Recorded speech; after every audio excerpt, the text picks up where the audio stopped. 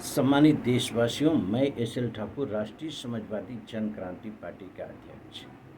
आज इस वीडियो के माध्यम से मैं समस्त देशवासियों से अपील करूंगा, चाहे सत्ता में बैठे आप प्रशासनिक पद पर, शासनिक पद पर हों या प्रशासनिक पद पर हो, आप न्यायिक पद पर हों या सरकारी संस्थाओं में किसी भी पद प्रतिष्ठा को सुशोभित करते हों, मेरा आप सभी से अपील है, साथ ही सम्मानित देशवासियों से अपील है कि सोशल मीडिया हो या मीडिया हो, पेपर मीडिया के माध्यम से, इलेक्ट्रॉनिक मीडिया के माध्यम से आप कोई भी ऐसी अभिव्यक्ति न दें जो कि व्यक्ति, समाज और देश के लिए घातक साबित हो।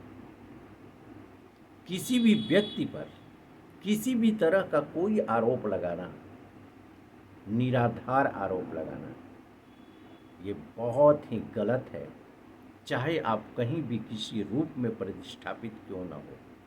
इसके लिए हमारा संविधान और कानून हमें इजाज़त नहीं देता। तो जब हम संविधान और कानून की इजाज़त को, आदेश और निर्देश को इग्नोर कर देते हैं, तो सक्षम अधिकारी के रूप में, सक्षम नागरिकता के रूप में हमने दायित्व का निर्वहन नहीं किया। तो जब हमने दायित्व का निर्वहन नहीं किया तो फिर निश्चित रूप से हम एक आरोपी साबित होते हैं। इसमें कहीं कोई संशय नहीं है, जिसका पुख्ता सबूत है हमारी अभिव्यक्ति, जो कि संविधान के अगेंस्ट होती है, कानून के अगेंस्ट होती है।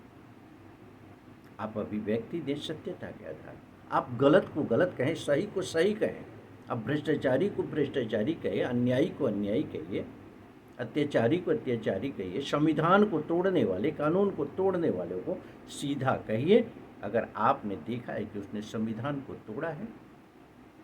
जैसे खुलेआम ये कहा जा सकता है कि मतदाता पहचान पत्र में अगर त्रुटियां होती है, प्रमाणित होती है, तो उस पर आवाज़ उठनी चाहिए, तो भ्रष्टाचार के दायरे में आता है। उसकी प्रामाणिकता को नकारा नहीं जा सकता। अगर नकारने की क्षमता है तो पूरी तरह से प्रामाणिकता के आधार पर सामने आना चाहिए।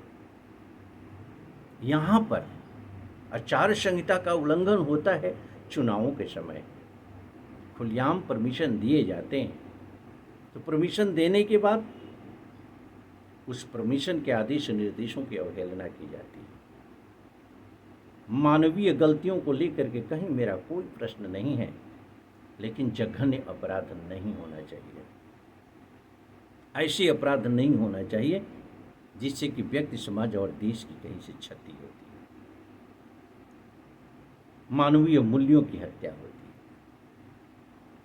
हम संविधान और कानून की धज्जियां उड़ाते हुए जाति और धर्म की जब चर्चा आरंभ करते हैं, तो इसके लिए हमें संविधान इजाज़त नहीं देता, कानून इजाज़त नहीं देता। हमें यहाँ गंभीरता से सोचने की ज़रूरत है, समझने की ज़रूरत है, सुधार लाने की ज़रूरत है, क्योंकि ये सच्चाई है कि आज सारा बादरेशन संविधान और कानून को नज़रअंदाज करने से ही है। अगर संविधान कानून के दायरे में हम कार्य करते हैं, अपने अधिकारों का दुरुपयोग न करके सदुपयोग करते हैं, अपनी नागरिकता के अधिकार और कर्तव्य के अंतर अपनी कृत्य कार्रवाई करते हैं, तो यह सच्चाई है कि गलतियों की संभावना बहुत ही कम होती है। और गलतियां वहीं होती है जिसे कह दिया जा सकता है कि मानवीय गलती के रूप में है और उसका कोई बैड इफेक्ट नहीं पड़ता है। जैसे ठीक उसी तरह से कि ऑर्नामेंट की सुंदरता के लिए, उसे मजबूती के लिए उसमें जोड़ लगाया जाता है, जिसे रंगा कहते हैं। तो उस जोड़ को लेकर के कहीं कोई प्रश्न चिन्ह नहीं है, लेकिन प्रश्न चिन्ह है जब पूरी दाल में नमक नहीं, नमक में दाल होती, भ्रष्टाचार की प्रकाष्ठा होती।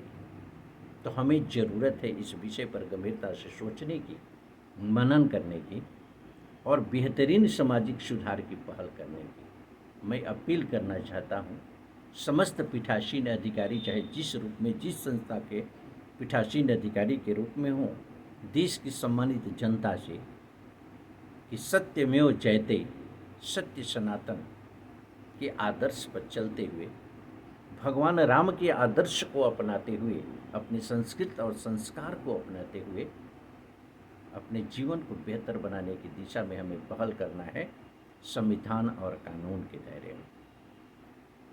आप सभी से अपील, आइए हम सब मिलजुल करके प्रयास करते हैं एक समृद्ध भारत की, एक बेहतर भारत की, एक सुंदर भारत की कल्पना को चरितार्थ करने में अपनी पूरी शक्ति लगा देते हैं।